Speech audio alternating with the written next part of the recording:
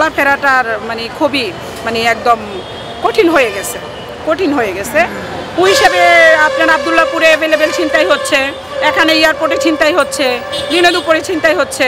এগুলার ভুক্তভোগী আমরা সবাই, আমরা ইউটিউবে খবরে সব জায়গায় দেখতেছি সব সময়।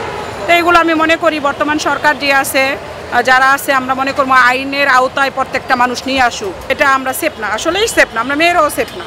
বিমানবন্দর রেল স্টেশনের প্রবেশদ্বার ও কার পার্কিং এলাকার চিত্র। অস্বাস্থ্যকর পরিবেশ আর ফুটপাত জুড়ে তৈরি করা পসরা সাজানো দোকানের কারণে প্রতিনিয়ত গন্তব্যের ট্রেন মিস করতে হয় হাজারো যাত্রীদের।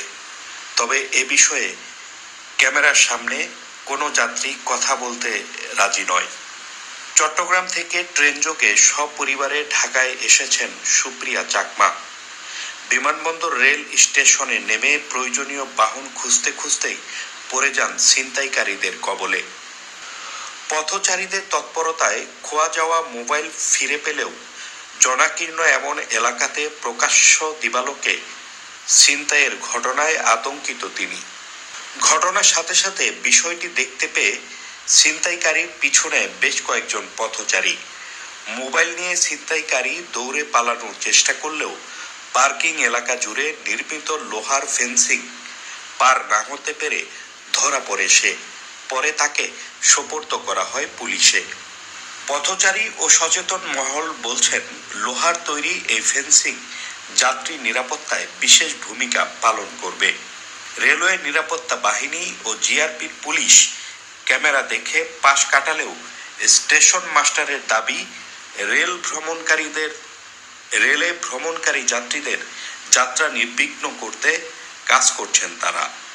কি হয়েছিল? একটা হচ্ছে পিছনে ছিল তো, হ্যাঁ, চেনটা খুলে ফোনটা নিয়ে গেছিল। ফোন নিয়ে গেছিল? হ্যাঁ হ্যাঁ। পরে পেয়েছেন? হ্যাঁ হ্যাঁ পেয়েছি। কিভাবে পেলেন? ওই যে একজন ভাই হচ্ছে উনি দেখছে, তারপরে হচ্ছে উনি ধরছে, দৌড়িয়ে ধরছে। হ্যাঁ হ্যাঁ। Thank you. ওই একটা মেয়ের ব্যাগের চেন খুলে মোবাইলটা নিচ্ছিল, ঠিক আছে, আমরা হঠাৎ করে দেখে ফেলাইছি, দেখে বাস ওর দাবরানি দেওয়াতে ও দৌড় দিয়া ওই দেওয়ালটা পার হইতে গেছিলো, কিন্তু দেওয়ালটা ইয়াতে থাকার কারণে ও পার হইতে পারে না, আর ওরা ধরে মোবাইলটা বাস ওই মেয়েটাকে দিতে পারতেছি আমরা। হ্যাঁ, মোবাইল পাইছে। এই যে বাউন্ডারি ওয়াল দিছে রেল কর্তৃপক্ষ, এটা তো এতদিন ছিল না, এইটা দেওয়াতে কি আমাদের উপকার হইল কিনা? অবশ্যই উপকার হচ্ছে, তবে নিয়ম হলো যে কোনো সরকারি জিনিস হোক আগে নিরাপত্তা দেখতে হবে, তারপরে তাদের কার্যক্রম করতে হবে। কিন্তু আমাদের এই নিরাপত্তা সব জায়গায় দুর্বল। তা আমি চাই যে কোনো রেলওয়ে কেন যে কোনো কর্মসংস্থান আগে নিরাপত্তা ওয়ালটা তৈরি করা। কারণ পাবলিক যারা আছি, যারা এখান দিয়ে চলাচল করি, আসলে হকার তো এটা অনেক দিন যাবত, বিগত সরকারে যারা ছিল তারা কিভাবে হকারটা ম্যানেজমেন্ট করেছে সেটা তো আর আমরা জানি না। তবে আমরা যারা পাবলিক এই প্লেসে চলাফেরা করি, হকারদের জন্য অবশ্যই তো আমাদের যেহেতু সামনে এয়ারপোর্ট, এখানে স্টেশন, একটা হিবিজিবি অবস্থায় আমরা পড়ে যাই। তো ওই ক্ষেত্রে আমি মনে করি এয়ারপোর্টটা যেভাবে তারা নিয়ন্ত্রণে নিয়ে আসছে গভর্নমেন্ট, এখন বর্তমান গভর্নমেন্ট যারা আছে, যারা এই এয়ারপোর্ট মানে স্টেশনের দায়িত্বে আছে, আমি মনে করবো স্টেশনের হকারদের তারা হয়তো বা ছোটো ছোটো দোকান করে দেখ, তারা একটা সেভে নিয়ে যাক, এরকম এলোমেলো করে না রেখে, আর নয়তো তারা এটার একটা পদক্ষেপ নিয়ে যেভাবে মানুষ চলাচল করতে পারে ওই রকম একটা ব্যবস্থা করে দেখ। কারণ হকারদের তো গরিব মানুষ, তারাও তো করে খায়। তো তাদেরকে একটা আমি মনে করি যে এক সাইডে দোকান বা একটা সাইডে নিয়ে গেলে জিনিসটা বেশি ভালো হয়। তাহলে আমাদের পাবলিক প্লেসে যারা চলাফেরা করি, যারা অফিস করে, যারা যাত্রী আছে, যারা এয়ারপোর্ট থেকে বেরোচ্ছে, যাত্রীরা স্টেশনও আসতেছে, এটা কিন্তু বেসিক্যালি দুইটা পথে মানুষ চলাচল করে। তো এই জন্য আমি মনে করি যে হকারদেরকে একটা সাইড করে এটা মানে স্টেশন মাস্টার যারা আছে তাদের মানে নিয়ন্ত্রণে রেখে কাজটা করার জন্য, এটা আমি সাধারণ মানুষ হিসাবে বলতেছি। না, অবশ্যই না, কারণ এই আমরা যে ফুটপাতের ব্যবসাগুলো যারা করে আর কি, বিশেষ করে যারা হকার আছে বা যারা ফুটপাত ব্যবসায়ী, অবশ্যই তাদের একটা নিয়ম শৃঙ্খলার মধ্যে, একটা ডিসিপ্লিনের মধ্যে আসতে হবে। কারণ আমাদের দেশে দেখছেন যে বেশিরভাগ ব্যবসায়ীরা, ফুটপাত ব্যবসায়ীরা, ওরা কিন্তু এলোমেলোভাবে তাদের দোকানপাট ইচ্ছা মতো বসাচ্ছে। এটা আসলে আমরা কখনো কামনা করি না, এটা বাংলাদেশে হওয়া উচিত না। আমি গভর্নমেন্টকে বলবো, গভর্নমেন্টকে রিকোয়েস্ট করবো যে এই ধরনের ফুটপাত বা অবৈধ দোকানপাট বা যারা অবৈধভাবে ব্যবসা বাণিজ্য করে তাদেরকে একটা নিয়মের মধ্যে আনা উচিত বলে আমি মনে করি। অবভিয়াসলি, কারণ এই ওরা যে এখন যে মানে এটা দিচ্ছে, গ্রিলটা দিচ্ছে, যে বাউন্ডারিটা দিচ্ছে, এটা কিন্তু আসলে অনেক আগেই দেওয়া উচিত ছিল। কারণ আপনারা দেখছেন যে এখানে আমাদের রেলওয়ে স্টেশন প্লাস সামনে আমাদের বিমানবন্দর, দুইটাই কিন্তু ভিআইপি জায়গা। এখানে কিন্তু অনেক ভিআইপি লোকজন কিন্তু আসা যাওয়া করে। অনেক ক্ষেত্রে দেখা যায় অনেক যাত্রী, অনেক ভালো ভালো লোকজন কিন্তু সমস্যার সম্মুখীন হয়। এই আজকে আপনি যেটা বললেন কিছুক্ষণ আগেও কিন্তু এখানে একটা ছিনতাই হয়েছে। এটা কিন্তু মানুষের জন্য খুবই অস্বস্তিকর এবং যন্ত্রণাদায়ক। তা আমরা চাই যে এটা দ্রুত একটা সমাধান হোক এবং একটা নিয়ম শৃঙ্খলা, একটা ডিসিপ্লিনের মধ্যে আসুক। বাংলাদেশ রেলওয়ে যাত্রী সেবার মান উন্নয়নের লক্ষ্যে সর্বদাই কাজ করে বিভিন্ন আপনারা দেখতে পাচ্ছেন। তার এই ধারাবাহিকতার আমাদের এখানে ফেন্সিং ছিল না, এই ফেন্সিংটা দেওয়া হয়েছে যাত্রীরা আপত্তিকর লোক যাতে অবাধে যে কোনো লোক ঢুকতে না পারে। আসলে আমার স্টেশনে একটা বিশাল একটা মেইন রোড আছে, রোডসেন হাইওয়ে, এখানে অবাধে যোগ্য এই প্রতিগুলো যাতে যে কোনো লোক বিভিন্ন ধরনের আপত্তিকর।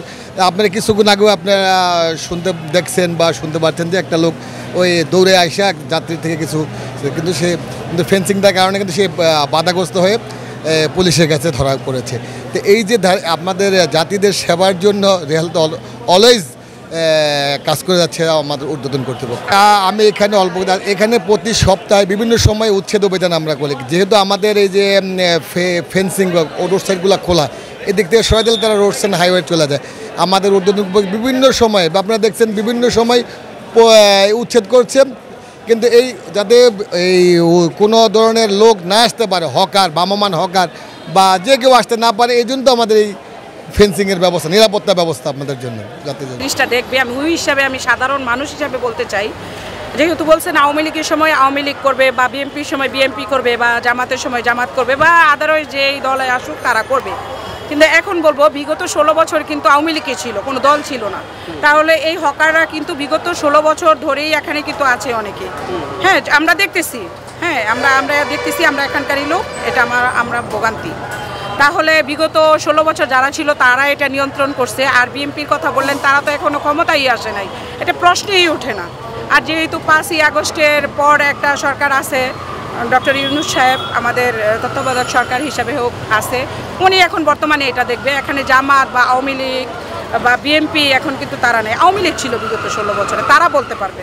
হকার থেকে চাঁদাবাজি করবে কেন? হকাররা তো আমাদের সেবা দিচ্ছে, যাই বিক্রি করতেছে তাদের তো পেটে লাথি দেওয়ার দরকার নাই। চাঁদাবাজি মুক্ত বাংলাদেশ চাই, এটার জন্যই আমাদের এই ছাত্র আন্দোলন। আমাদের সাধারণ মানুষ আমরা এগিয়ে আসছি, আমরা মারা এগিয়ে আসছি, দেশের মানুষ এগিয়ে আসছে, প্রত্যেকটা মানুষ এর ভোগান্তির শিকার।